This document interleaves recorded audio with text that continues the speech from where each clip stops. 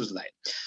So let me explain that what we're going to do is we're meeting here in Zoom, and primarily that's Hampstead Shul members, Hampstead Synagogue members and guests. And this is being live broadcast, particularly by YouTube. So the feeling is, if it's live, please be careful, do not swear. Let me just explain for those people who are in the room how this is going to work. We're going to have a talk by our guest speaker very shortly. And throughout this evening, you can use the chat facility. And this is available to you, but only if you are on a tablet or a laptop or a computer. This won't be available to you if you're watching on your mobile phone. So if you hover at the bottom of your screen, you should be able to find the chat.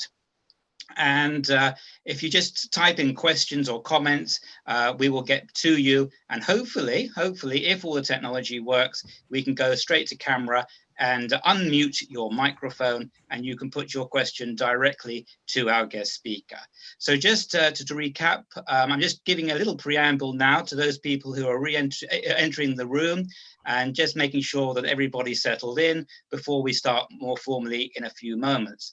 And as I said earlier, we are also live broadcasting this on YouTube.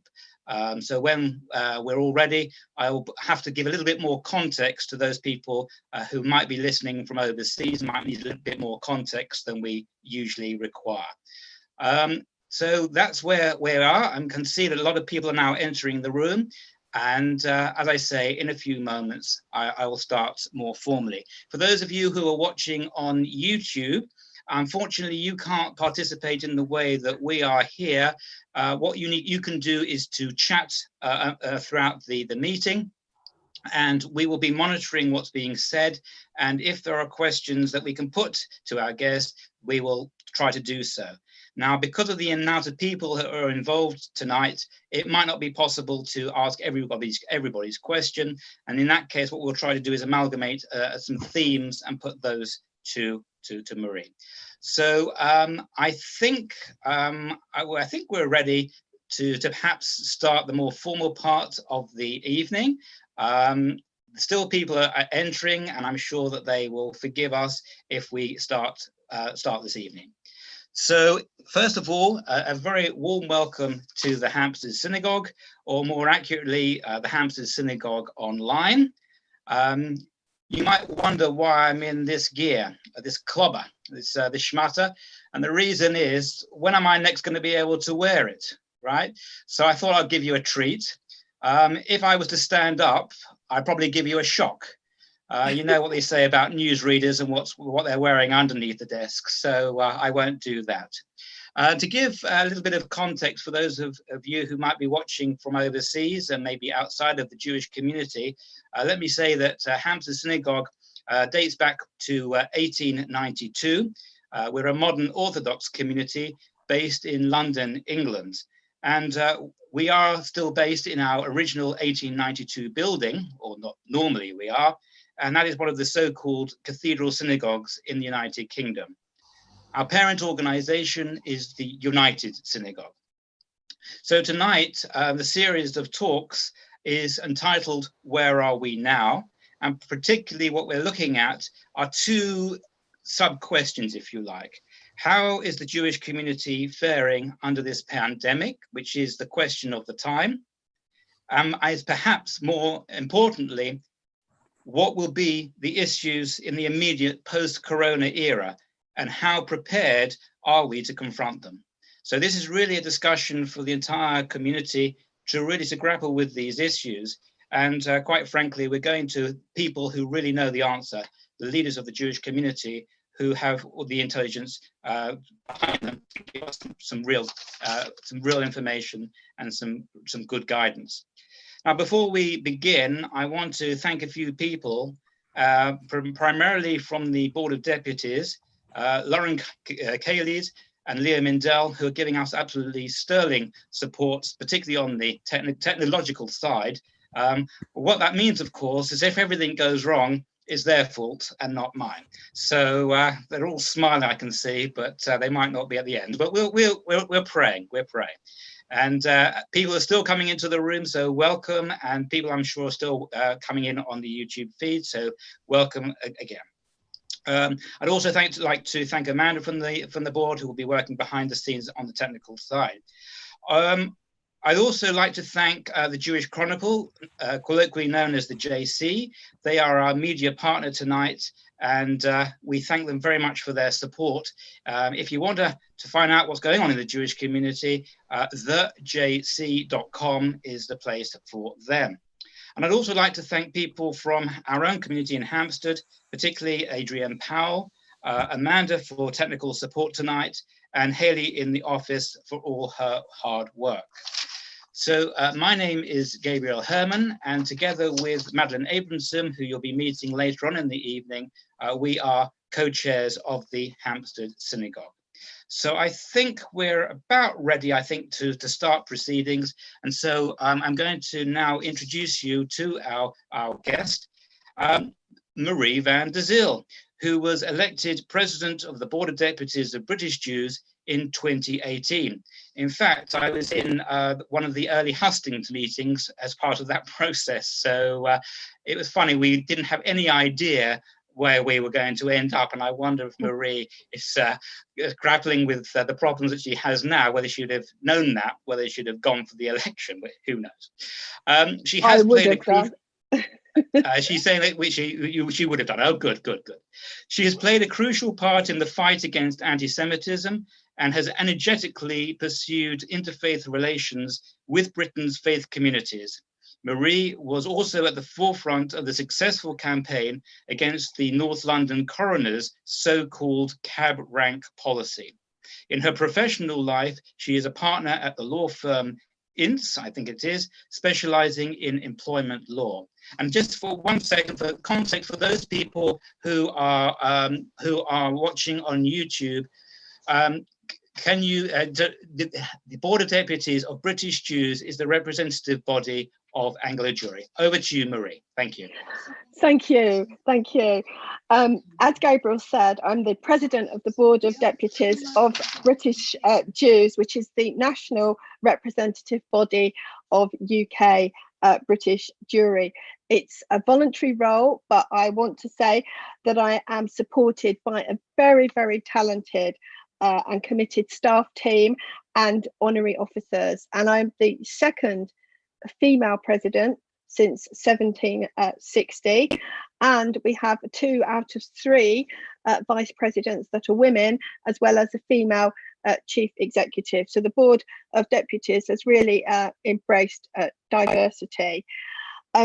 During this time of unexpected, unprecedented crisis in our country and across the world, to virtually join your community is absolutely incredible. It's a blessing.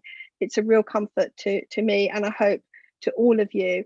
And I'd really like to thank you, Gabriel and Madeleine, for organising and hosting this talk. Also, Rabbi Dr. Harris, for all the great work that he does in your community, and Leo Mindell, as always, for leading on the technical side. And we are really proud to have Hampstead Synagogue as a constituent organisation of the board. And I want to thank at this stage the huge input from our deputies. First and foremost, of course, our current Vice President, Amanda Bowman.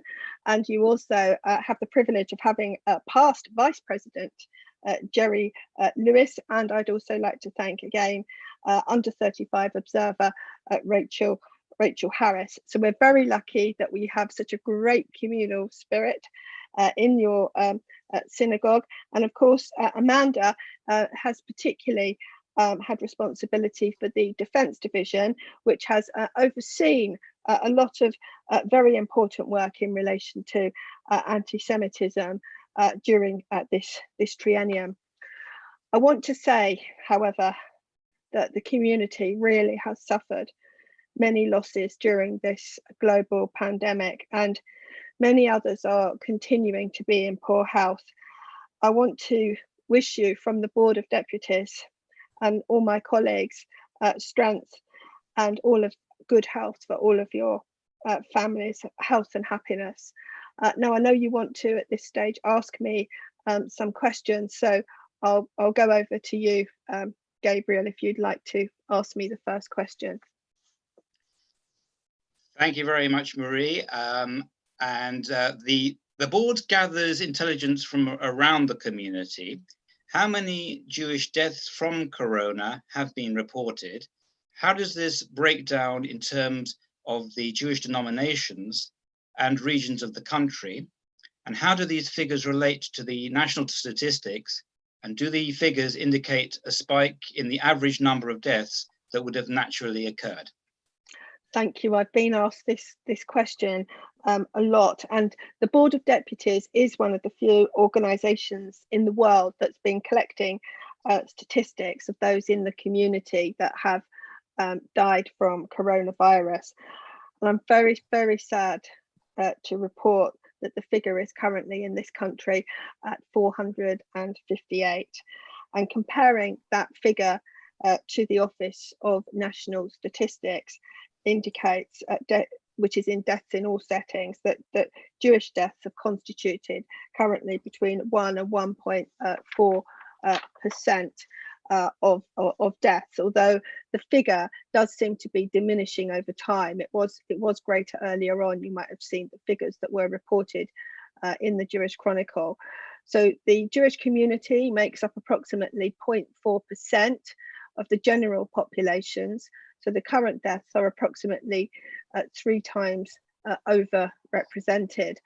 And it's also the fact that in Israel, 276 people have died from the virus. So more British Jews have died than all of the Israelis. And we shouldn't forget that behind each death is an absolutely tragic loss. And with the community having been disproportionately affected, we're working with the government and other minority communities who have suffered similarly. And as well as working with the Jewish burial boards to collate a cumulative mortality figure to present to the community and to government, we've ensured that Jewish burial boards were cited, and they've also been able to give feedback to Public Health England with guidance on funerals. And we've also worked very well with the government and other faith communities to amend emergency coronavirus legislation right at the beginning of lockdown. Schedule 27 of the coronavirus bill would have allowed compulsory cremations, which would have been against the wishes of most Jews for burial. So we've worked very hard to make sure that the final wishes and religious freedoms are preserved for our community and indeed for the Muslim community. And this, to be frank, is a virus that knows no borders. And we've also presented in forums with Jewish communities now in over 80 countries in order to share our experience in protecting burial rights and to make sure that all of our communities are coordinated. And while the virus is indiscriminate and affecting multiple countries, there is naturally specific concern from the Jewish community as well about how Israel is being impacted. And we have maintained very close links with the Israeli embassy at this time. And it's also really important that the Board of Deputies is not London-centric and that we represent and help the region. So we are delighted that we have appointed a Koach advisor, Strengths Koach, Sarah Redovan, who's based in Manchester, who's now helping the board to support the regional communities. And she's our first regional appointment. We're having conversations all the time with government and different denominations about how we might slowly and carefully come out of reopening our community step by step. But preservation of life has to be our highest value. Thank you very much, Marie. Okay. Now, obviously, where are we now does not actually always have to be relying. Oh, Madeline, I think you're there. You've got your background as well, have you? I can see you in Hampstead as well. Oh, very good. Question 2 now. The Labour Party was accused of institutional anti-Semitism. How is Sir Keir Starmer doing with his promise to eradicate this from the party?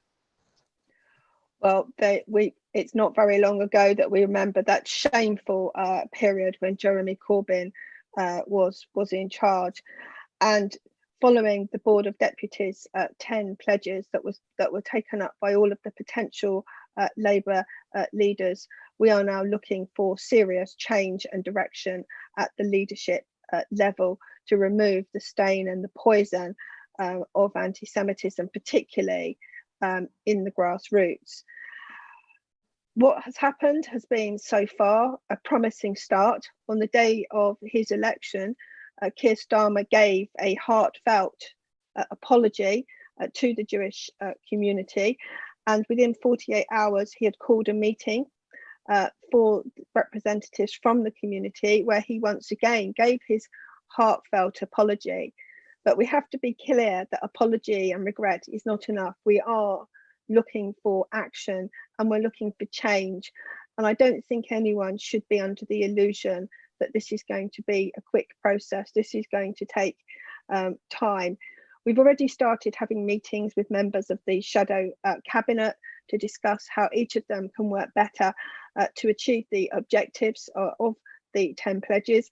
We've also met with members of the Conservative government to make sure that the organisation Hezbollah was prescribed in its entirety. And following the meeting with the Shadow Home Secretary, he's already also announced his support for the prescription of Hezbollah as a whole. And we've also had a meeting, which was a very good meeting, with the Shadow Communities and Local Government Secretary, where he's also agreed to write to all Labour Council leaders, asking them to accept the IRA international definition of anti-Semitism. We've had a very well publicised meeting with Lisa Nandy, the new Shadow Foreign Secretary, where we've made it clear she has to be even-handed in her new role to build relationships with Israel and to strongly call out the Palestinians when they engage in acts of terrorism. She made it clear that she would also contact the Israeli ambassador to have a meeting with him, and that she would go to Israel with LFI, Labour Friends of Israel.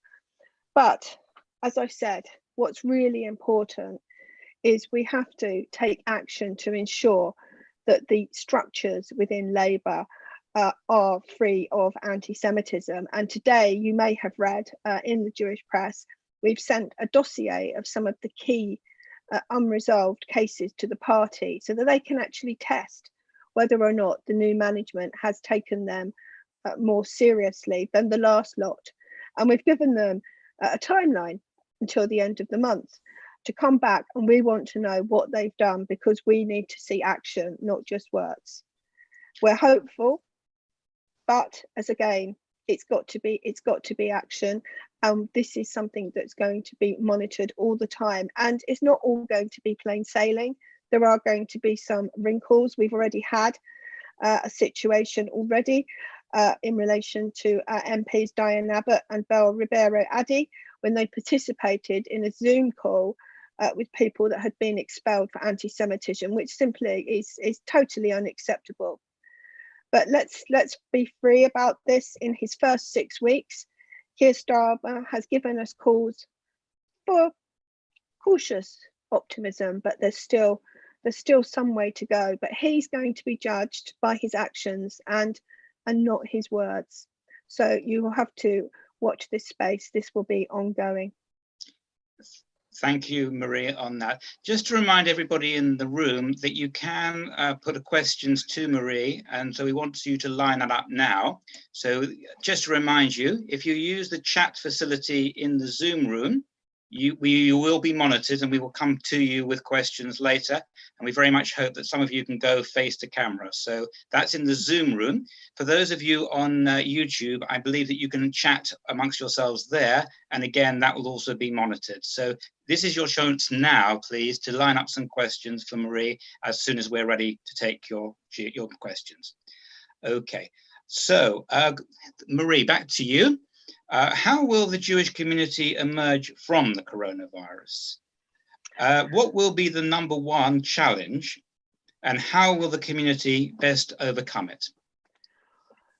The Jewish community isn't going to be immune from the impact of the challenges, as well as the loss of loved ones. We're also seeing lasting damage to the economy. I think we're seeing tonight references being made to a really huge recession, and therefore it's undeniable that the coronavirus is going to make a damaging and potentially lasting impact on our charitable sector, which is obviously of real concern. And some of our key Jewish institutions may be under severe financial pressure, and you may, going forwards, for example, see more cooperation, more mergers, and restructuring and streamlining may well be the order of the day, because resources need to be preserved.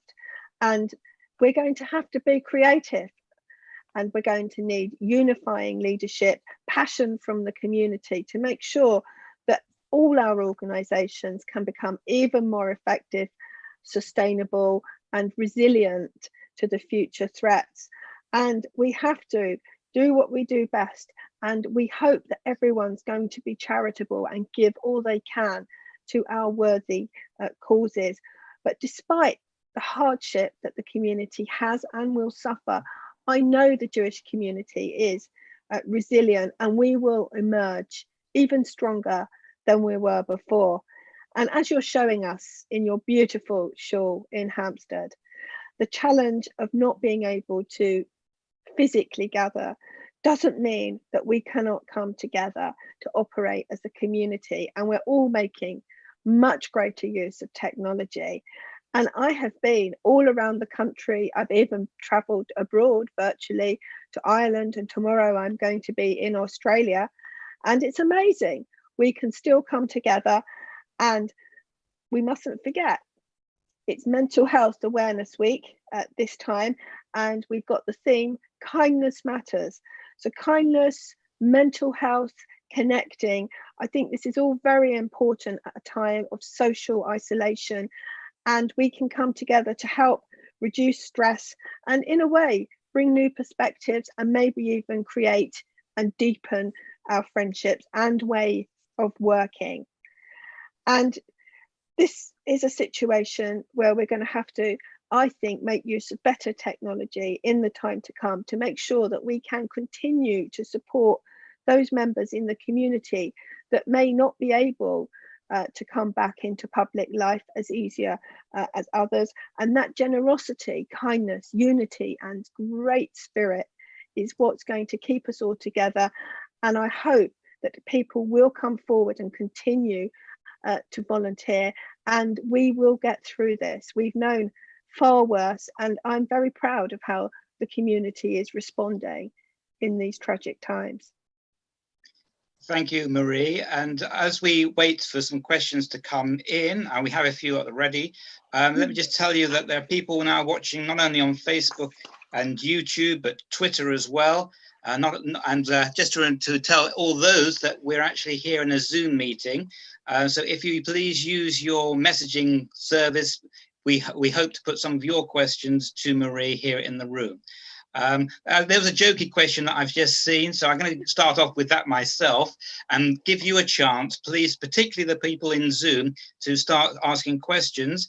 And you can do that by clicking on the chat button. If you hover your mouse at the bottom of the screen, you should be able to see a chat or a speech bubble. Click on that and ask a question, and then we will come to you. But the jokey question is, and I won't name the person just to avoid any embarrassment, what is your secret for avoiding your hair growing during lockdown?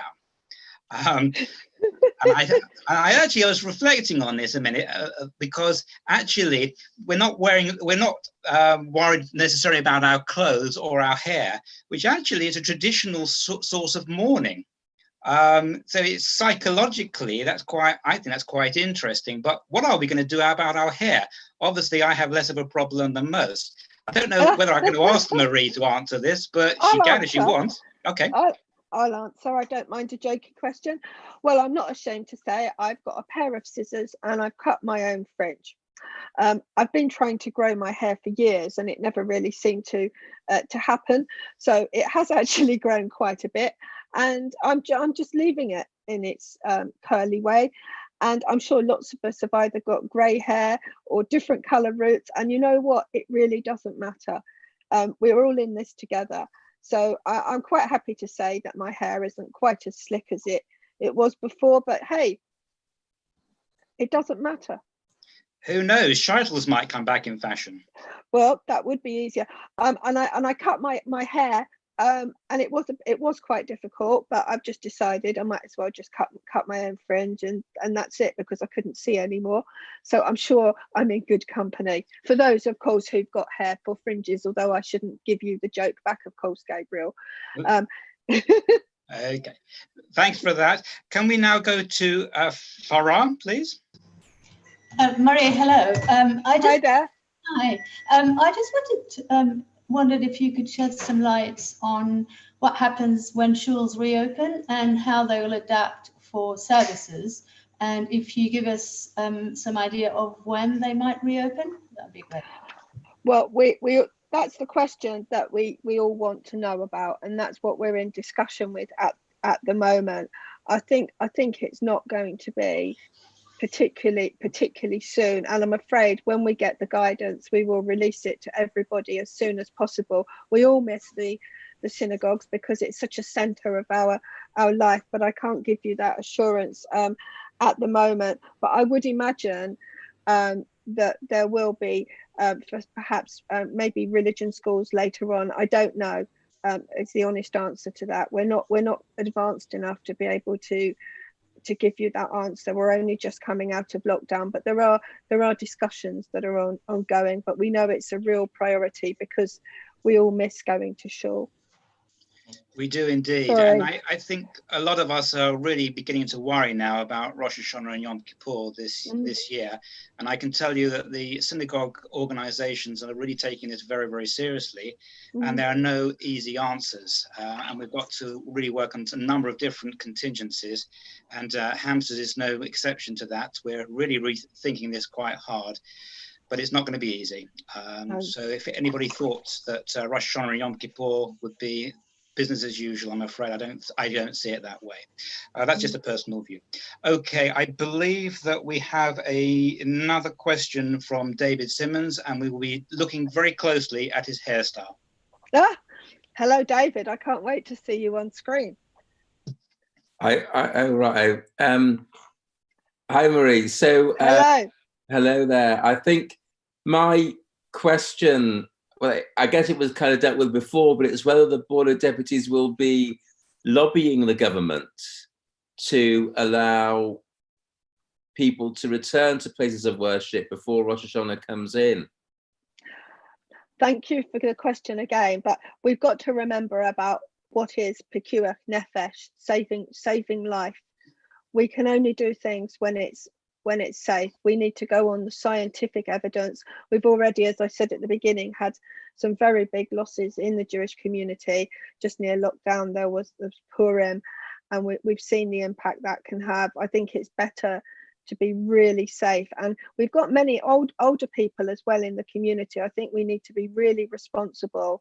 And as hard as it is, I think we just have to rely on the scientific advice. And we obviously want to go back to our synagogues as soon as possible, but it's just too early to say. But as Gabriel said, your shul is making contingency plans for the high holy days, and I fear that I'm afraid several are, but I know everybody wants to. And also we're being lobbied about weddings as well. Everybody wants to get back to normal, but normal just might not be that quick. I'm really sorry. And not very normal either. No. We have a question coming in from YouTube from Paul Summerfield. Do you think enough is being done to support the Union of Jewish Students and youth organizations who had to furlough staff and are experiencing massive financial shortfalls? I don't know what the finances, but especially of the Union of Jewish Students are, but many Jewish charities have had to furlough staff. I don't know any Jewish organisation that hasn't across the board. I don't think it's going to be UJS that isn't, and I am very concerned about the finances of all our organisations. We are all, even the Board of Deputies, we are all going to be in a really difficult situation, but we've got to try to come together and to see what support we can give. So I am, of course, worried for all of our charitable sector, but furloughing of staff, I hope, will have been of great help, and that will reduce the actual cost. But I think we're all going to have to adjust what we're going to do, what our budgets are. And I'm sure if there is huge worry that UJS will come forward, but I haven't been contacted, especially by UJS at the moment. But of course, we are worried. Thank you very much. We have another question in. Yep. Are you in contact with Jewish communities abroad? I think that was dealt with a little bit in what you said. And if so, how is the UK community coping in comparison to other communities? Well, one of my roles, I am the chair of the European Jewish Congress, and I'm a vice president of the World Jewish Congress, and we work with our colleagues all around the world for best practice and support. We are coping, but there is concern that the losses in the UK have been extremely heavy, and I will share with you the probably unknown generosity of the European Jewish Congress. They helped me to get 10,000 face masks at a time when it was quite difficult to get any face masks, which I was able to distribute to various charities, some of them non-Jewish and Muslim, as well as Jewish charities. And for me, I felt heartbroken doing this, because I knew it just wasn't enough. But I am called every week by my colleagues abroad. We have online forums. The support worldwide has been, I think, incredible, and that's one of the best things to try to get through these times, the solidarity that we have with Jews around the world. Thank you. Another question coming in here. And by the way, if you're here in the Zoom meeting, don't forget, get onto the chat, which is, if you just hover at the bottom of your screen, click on chat and ask the question, and we will come to you. A question here: are you seeing young people taking a more active role in Jewish communal life in response to the coronavirus in terms of volunteering? I think young people have been incredible. In fact, I was on an interfaith iftar last night when I said about how the fact that a lot of young people are so much better at technology than some of us who've had to catch up, the amount of work and chats that they've been doing. And if you look, for example, at Jewish Lads and Girls Brigade, they've been having a fantastic television with all sorts of guest stars and appearances. They've really been leading the way, and I think this has really shown what a fantastic contribution the younger members of our community make, as well as going shopping, asking people for help. I think it's been one of the real highlights to see how people have really flourished and the contribution that they've made. Thank you very much. I think we have another question coming in from YouTube. Yep. What needs to be done to stop the anti-Semitism on university campuses and within student unions? And as I say, that comes from the YouTube caller. This has been something which has been the subject of concern for years, because obviously all students should be able to go to university based upon the courses that they're offering, and not based upon whether or not there's anti-Semitism on the campus. We've worked very well with many universities, and we've got very good relationships with many of the university chancellors. For example, Professor Ed Byrne came to the Board of Deputies to talk, and many of the universities have now accepted the IRA definition of anti-Semitism. We work very hard with UJS, who are on the ground, and they are the ones that often have to deal with these things to make sure that they are in a safe place. There are concerns about speakers in particular. There have been various well-publicised events and inquiries, but this is something that is ongoing, and we will always be there for UJS and keep up our active concerns, and also to make representations to government. But I do feel that we have progressed in university campuses compared to a few years ago, but this is never going to entirely go away. And lots of people say they have got the right to freedom of speech, but of course that doesn't extend to hate speech, and we have to be there to make sure that our students have a good experience on campus. Thank you. How are our organisations changing? Because I know that the Board of Deputies obviously have meetings of all the deputies. How has the technology impacted on the work that you do? Well, actually, it's been incredible. We had our first Zoom Board of Deputies plenary meeting in 260 years.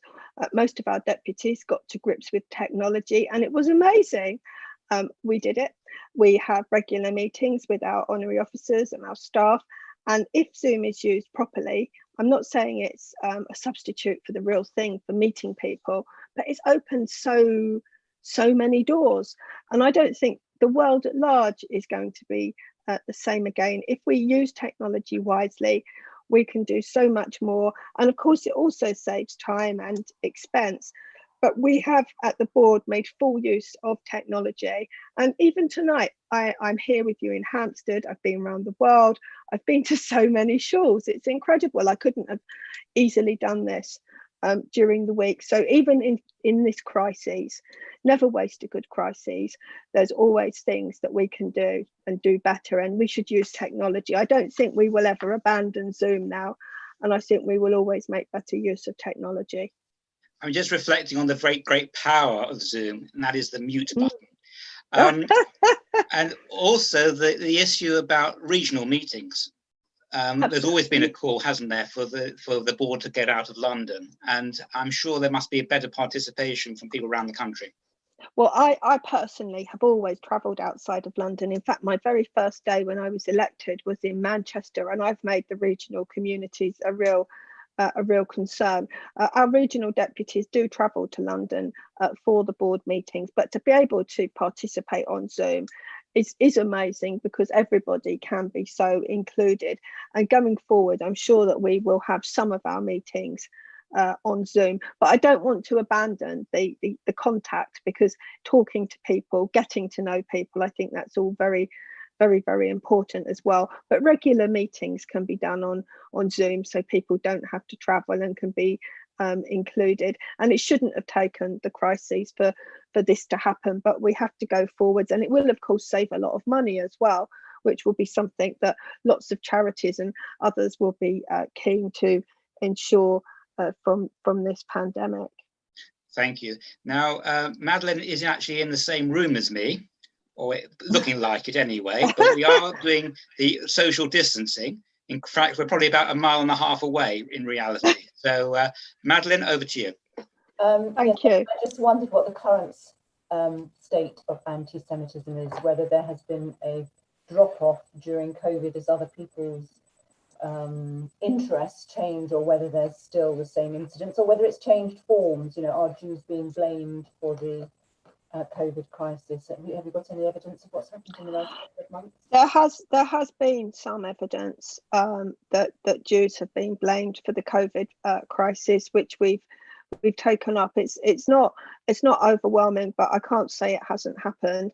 And I'm afraid online hate is something that is continuing. Last week, you might have read that the Board of Deputies on a Facebook post, somebody wrote "bomb the board" and bullets, and we complained to Facebook, and they didn't initially remove the comments because they said it didn't fall foul of their community standards.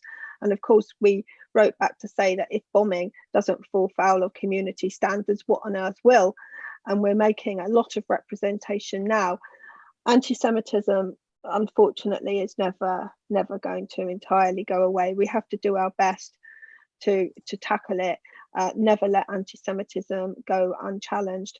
But during this pandemic, so many people have come together. It really does need to be recognised. So many faith groups, early on, Sadiq Khan called and asked me to be part of a faith group for London. We've all worked together. I've been to so many interfaith iftars as well now, and I think you have to look at that as well, that this pandemic has also brought out people's kindness, people's goodness, and that is something very precious. But it's not taken away anti-Semitism, and it's shameful that there are still these incidences, and people are not going to change. And of course, as the economic climate worsens, that may also impact. But it's not been overwhelming, but there have been some serious incidents during this pandemic.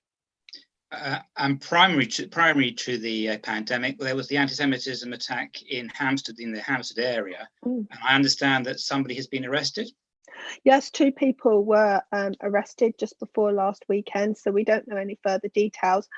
And I did go to South Hampstead Shul that weekend, and it was amazing because the congregants from Belsize Square walked over, and also Sir Keir Starmer was in Shul to give his support because he's the local MP. So we mercifully haven't had further instances, but it is very much a reminder that anti-Semitism is still here, and there are unfortunately some instances of Jews being blamed for the coronavirus in this country and certainly abroad. Thank you. I believe we have a question from Sydney. Hello, Sydney. Hello, Mary. I see that the wife of the Secretary of State for Housing, Communities and Local Government, Robert Jenrick, is actually Israeli. And I wondered if you found that he is more sympathetic to Jewish interests than some of his predecessors. I think he's very professional. I think he's taken a great interest in the Jewish community very early on. He went to meet local community groups in Golders Green. When Prince Charles recently went to Israel in January for the World Holocaust Forum, Robert Jenrick and his wife were in the party. In fact, we all went to the British ambassador's residence, and he's also come to speak at the Board of Deputies, and I found them to be both sympathetic, and his wife also came. So I think he's a very good appointment and very sympathetic for the Jewish community, and that he's been working very, very, very hard. So I think yes is the answer to that. Thank you. We have a question from Lawrence Joffe on YouTube.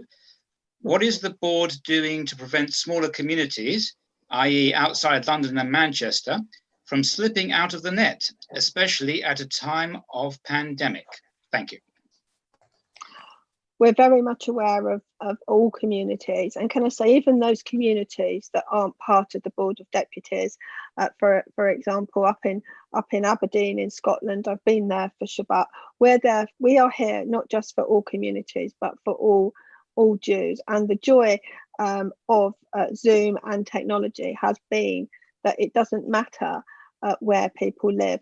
We've also had meetings with the presidents of all the regional rep councils, and that included the chair of the Small Communities Network, where we've discussed the concerns up and down the UK and indeed Northern Ireland. So we have found that we are supporting all communities, and in the future I'm very much in favour of trying to see what we can do, perhaps twinning some of the more remote communities with some of the other stronger communities, which is something that I've seen in Northampton, which impressed me on my travels. But technology mercifully has been a great way to connect.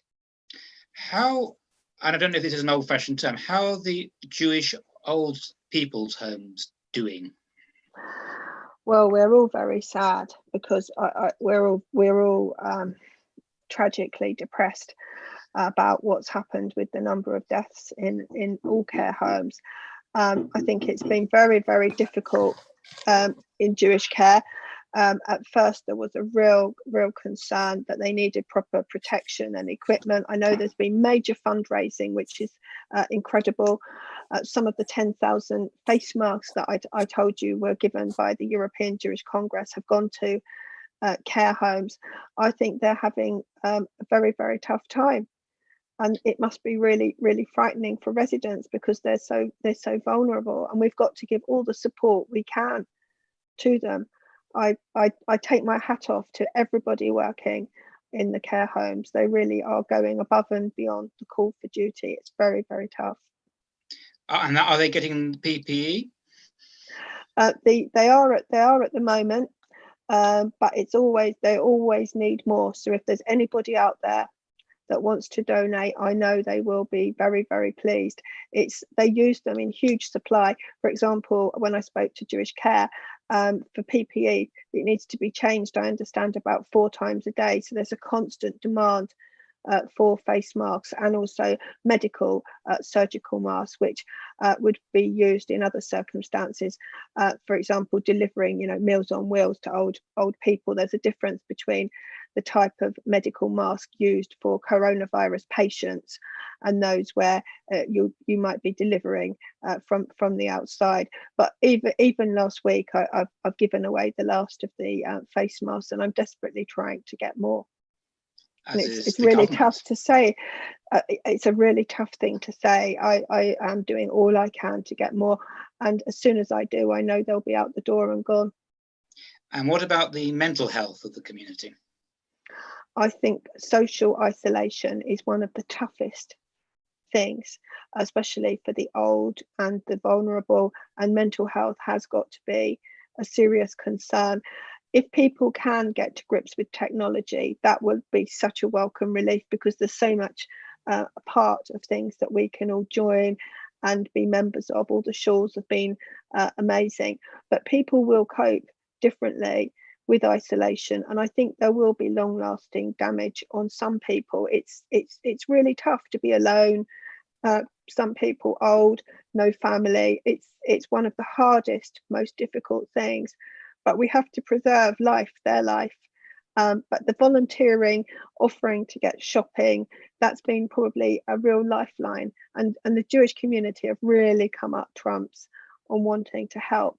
But it's ongoing, and I'm sure afterwards people are going to suffer from depression, not just now while we're in the middle of the pandemic, but I think the effects of what's happened will be long lasting. I'm also worried for young people, because I think it's been very, very difficult not going to school, missing such a large part of the time, and having this experience as well.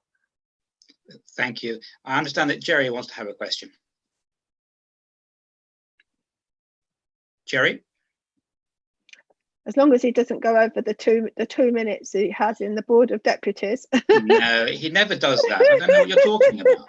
Because I haven't got my traffic lights here, Gabriel. But I have. Aha. Yes.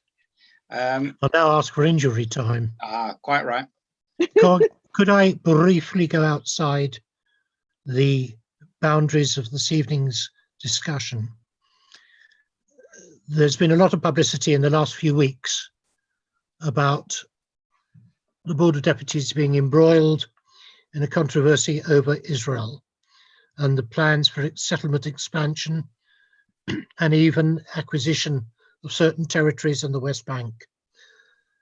Can you kindly reiterate the board policy, which is that the Board of Deputies has traditionally and does support the State of Israel, but doesn't get involved in the day-to-day machinations of the government of Israel? And whilst we have private views and we can express those privately to the government of Israel, as a community, we're honor bound to represent the whole community and to make sure that we don't get ourselves into problems with one section or another section of the supporters of Israel. Thank you. Later on this week, you'll be able to read for yourself the board's clarification on its position with Israel.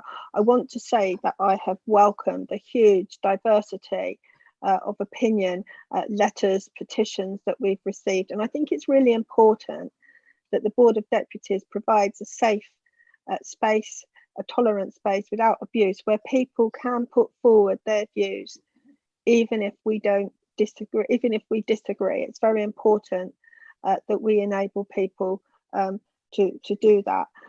As Jerry well knows, the policy of the Board of Deputies is to support a two-state solution with a viable Palestinian state, and we will continue to reiterate this to stakeholders. And given the variety and intensity of views that exist in the community, we don't take a fixed position on which towns should be included on either side of the border. And this was going to be a matter for the Israelis and the Palestinians to actually negotiate. And to defend Israel is in our constitution, and also for its welfare. And Israel is a core part of many and most Jews' identity.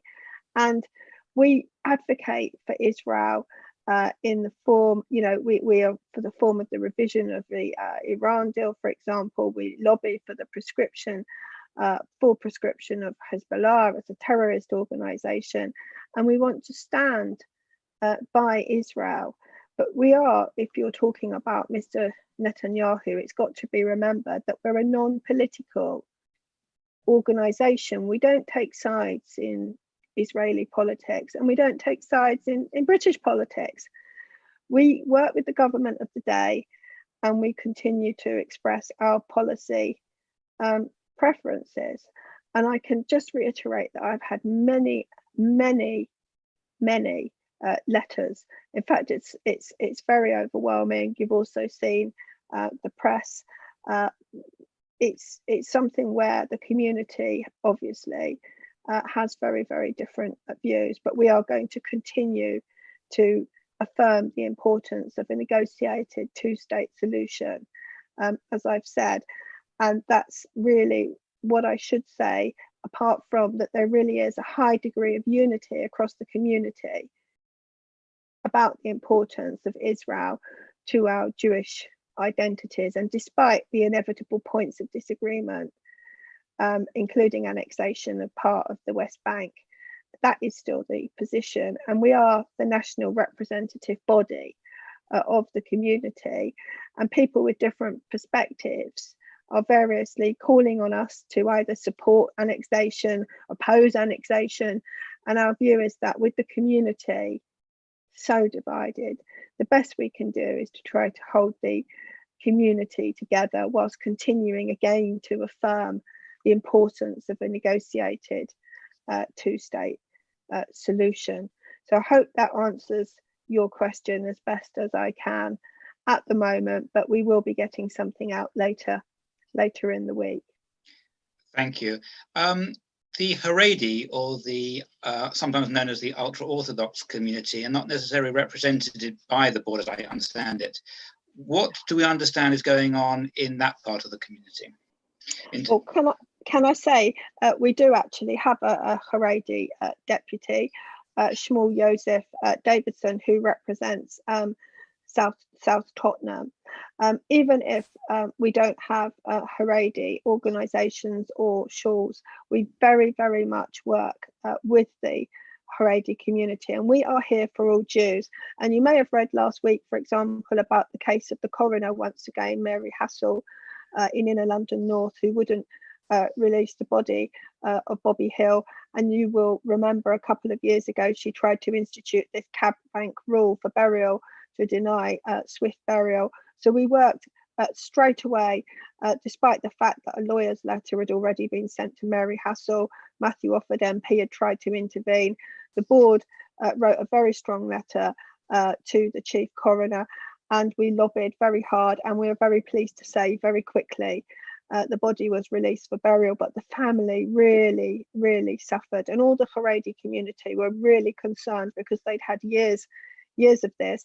And also I'd say it wasn't just the Jewish community, the Muslim community had a problem with one body not being released for 3 weeks. And we also know that in Inner London North, the coroner was given 3 additional members of staff to cope with the pandemic by the local consortium, and there was no problem in any other part of the country.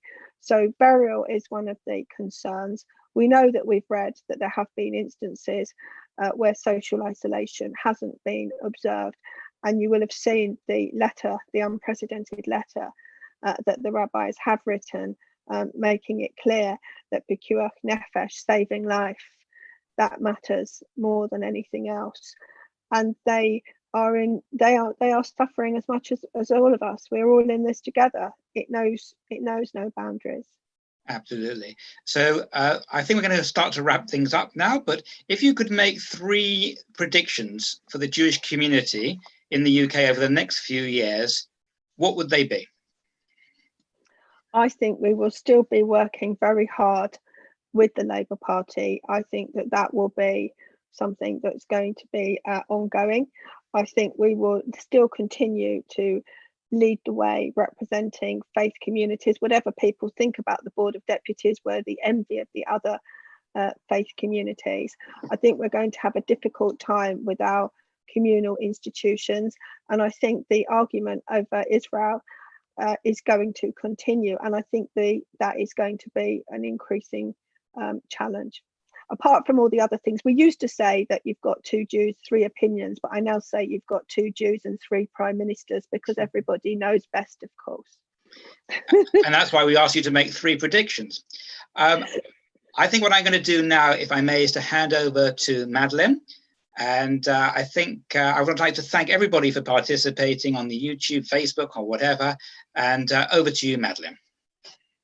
Well, thank you very much, Marie. And firstly, our apologies that we've been such poor hosts. We haven't offered you a glass of wine or even a cup of tea. But we are very grateful for you giving up your time tonight, even if the travelling was relatively easy. The Board of Deputies has such a wide remit of responsibilities, from dealing with the anti-Semitism that you've talked about in the political spectrum and on campuses, lobbying our government on Israel policies, Shachita, and all the interests of the UK Jewish community, and leading on interfaith. And in this time of pandemic, to especially look after us, down to sourcing PPE. I mean, the detail of what you do is amazing. So thank you very much. You are the first talk in our series of Where Are We Now? And we would like to also thank our media partners, the JC, and to show how much we thank them. Our next speaker will be Stephen Pollard, who is obviously the editor of the JC, and he will be speaking to us on these through Zoom on Thursday, the 4th of June at 8 p.m, same time, same place, but different speaker. And that will be followed by Jonathan Goldstein on Tuesday, the 16th of June. Jonathan is chair of the Jewish Leadership Council. We clearly have a big responsibility at the moment in helping charities. As Marie said, charities is going to be a big issue for the community. So we hope to see you all at Stephen Pollard's talk on the 4th of June. Thank you very much for joining us tonight. Thank you, Marie, again, and thank you, Gabriel, for setting this all up. And I think it's only now to say good night to you all and stay well. Thank you so much. It's been an honour and a privilege. Thank you. Good night to you all. Stay safe.